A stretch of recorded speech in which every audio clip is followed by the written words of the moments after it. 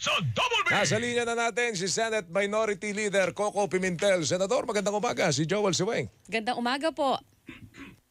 Gandang umaga, Joel, Weng, at sa lahat po na nakikinig sa atin, mayong buntag sa tanan, na imbag na bigat. Opo.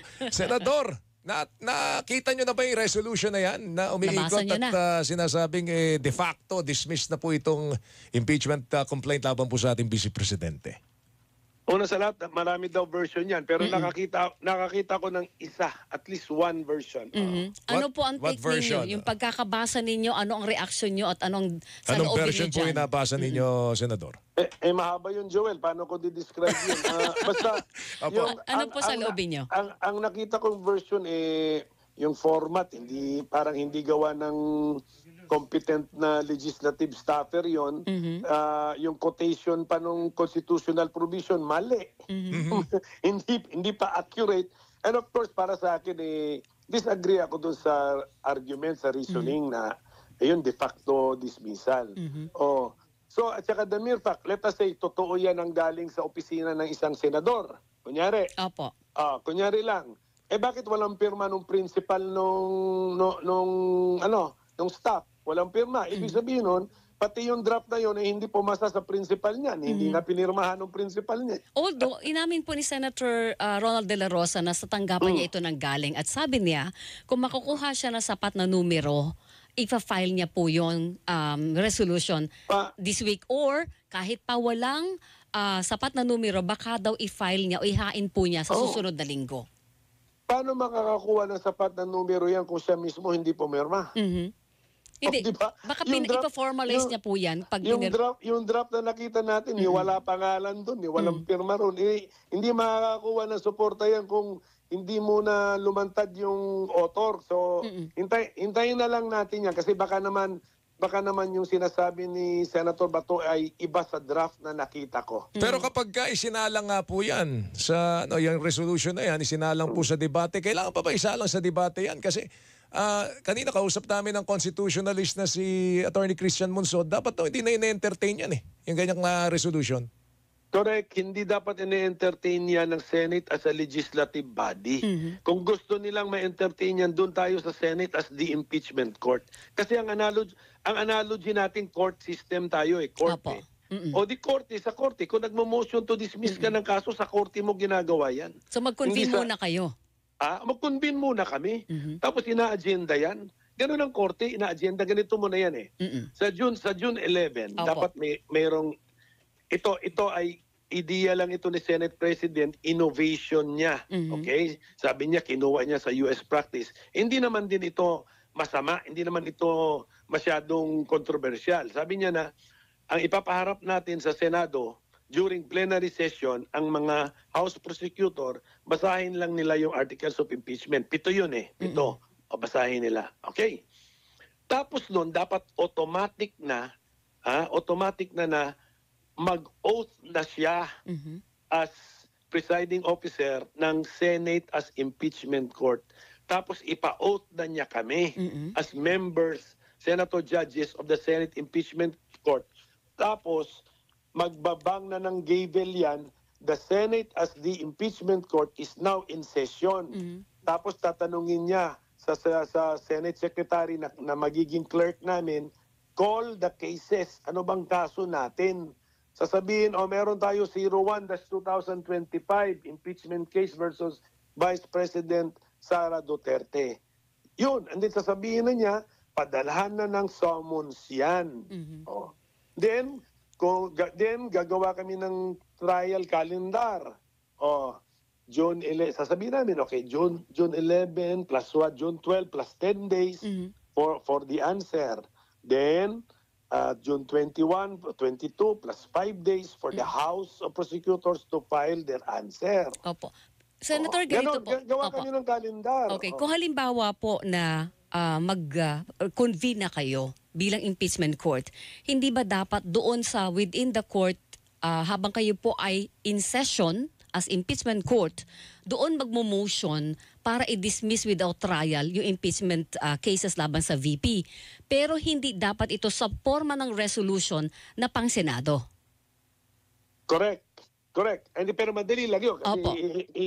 i-edit lang nila yun. Oo. Oo. Pero the point is, una sa lahat, yung ganitong klaseng ideya na it talks about dismissal of an impeachment case, dapat pinag-uusapan ito doon sa korte, sa Opo. impeachment court. Opo. Wag sa legislative body. Yes. Pero Okay. dapat ito ay Number resolbahin, one. Senator, bago pa kayo magpatawag kay VP para bang yung tinatawag na prejudicial question, ganun po ba yun?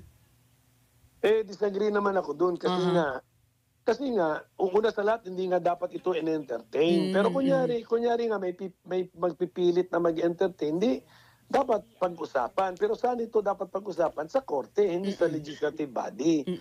Bakit sabi ko na hindi dapat ito in-entertain? Kasi nga, sabi ng Konstitusyon, trial by the Senate shall forthwith proceed. Ibig sabihin nun, oy Senate, pagka meron ng final na impeachment case sa inyo, huwag kayong iiwas sa trial. Shall. Oy, trial. Mandatory. Sino gagawa ng trial? By the Senate. Oh, shall. Oy, huwag niyong iwasan. Forthwith, proceed. Bilisan nyo. Bilisan nyo agad. Yun yung meaning nun. So, huwag niyong iwasan. Para bang ganito, Senator, kahit anong mangyari, maglilitis kayo once may na-file sa inyo na impeachment case. Whether ang hatol nyo sa dulo ay pabor o hindi sa ini-impeach. Tama yan, Weng, kasi nga, ang hatol sa dulo, convict man or not guilty, constitutional yun kasi yun ang utos ng konstitusyon. Pero kung hindi ka mag-trial, yun ang unconstitutional kasi ang utos nga ng konstitusyon, mag-trial ka. Malinaw ba, Senator Coco, na dito sa ating saligang batas na wala sa poder po ninyo na magbasura o magpatuloy ng impeachment? Magbasura. Wala sa poder namin magbasura. Pero dapat i-trial namin. Yes. Kasi yun ang, yun ang laman ng resolution eh. Basta Diba? may trial. Basta may kasi, trial. meron pa kasi isang doon, the Senate shall have the sole power to try and decide the case. So, and yun, i-try mo. Ay sabi nung try, yan yung root word nung trial eh. Opo. Try, i-hearing mo yan. Tignan mo yung ebidensya. Tapos, hindi lang yun pag-aaksaya lang ng panahon. Anong purpose nung tignan mo yung ebidensya? And decide. Magdesisyon kayo. O, guilty or not guilty. Parehong constitutional yun. Ang hindi constitutional is yung iniwasan mo yung trial. Senator, ganito po. Kasi ang sabi ko nga kanina, parang ang kalat-kalat na po sa Senado ng issue ng impeachment. Nakikita tuloy yung biases ng mga senators halimbawa sa isyong ito.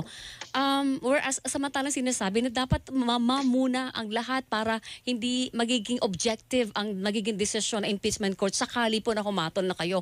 Ano po bang dapat gawin ng leadership ng Senate para mahinto na itong bruhahan na ito, Senator? Hindi,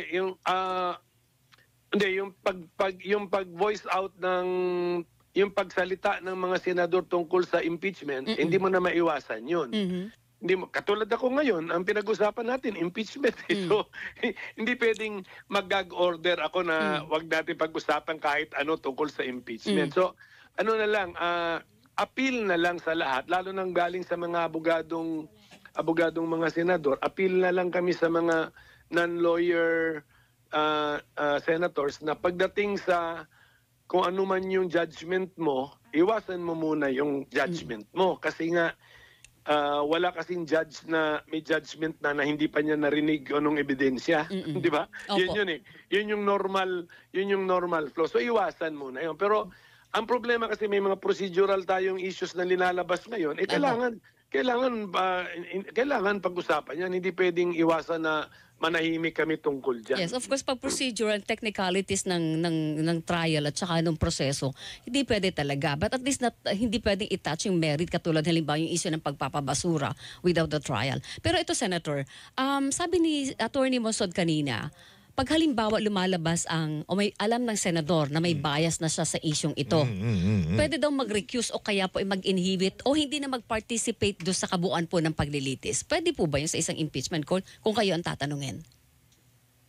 Actually, theoretically possible yun, pero alam nyo ba na nakakasama yun sa kausa ng impeachment? Kasi if you will not participate, you can never find the impeached official guilty. Tandaan natin na ang burden sa impeachment, kailangan may 16 na magsabi na guilty bago siya matanggal. Pag walang 16 na magsabi ng guilty, acquitted yun. Yes. So, yung mga inhibit, no part, parang acquit na yun.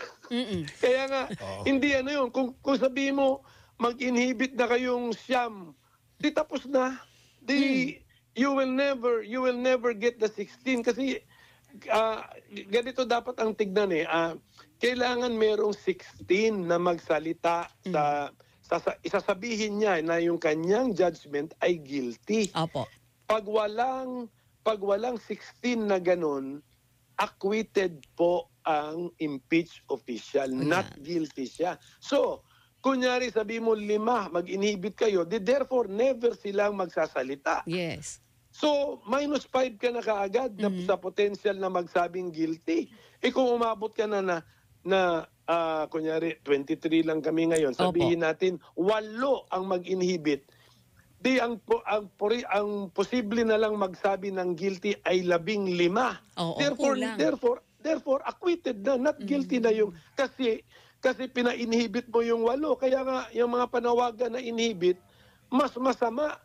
Kasi hindi mo pa pinapaalam sa publiko kung ano yung stand ng 8 na yun. Yes. Actually, Weng, kaya mahalaga na ngayon pa lamang, wag kang magbigay ng pahayag na nakikita na kaagad Yung kung ano bias ang mo. magiging Yung bias hatol mo. mo. No? Kaya nga, Hindi, lalo na sa mga senator judges, di ba? Hindi, Joel, ganito. Opo.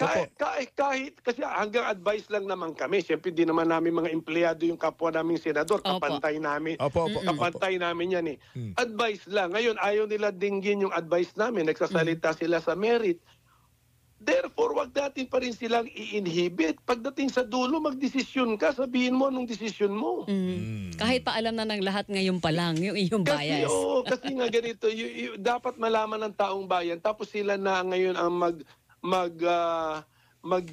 mag-judge o magsukat sa kanilang mga senador kung karapat-dapat pa ba nila itong suportahan sa future political exercises. Dapat marinig nila na guilty ba siya kahit walang ebidensya or not guilty ba siya kahit overwhelming ang evidence. Yun, ganun yun. Lalabas dun yung kasi responsibilidad nyo rin po sa tao yun how you will vote, hindi ba? Correct. Kung Kaya ikaw nga ay bumoboto ng politika or nakabase ka sa legal at sa ebidensya. Kaya wag natin i-encourage na mag-eskapo. Eskapo dun sa obligasyon na yun. Obligasyon namin lahat yun. Alright. Okay, alright. Salamat sa oras, Senator Coco. Senator, thank you. Thank you, ha. Salamat po. Good morning po. Magandang umaga si Senator Aquilino Pimentel III, mga kapuso. Ganda ng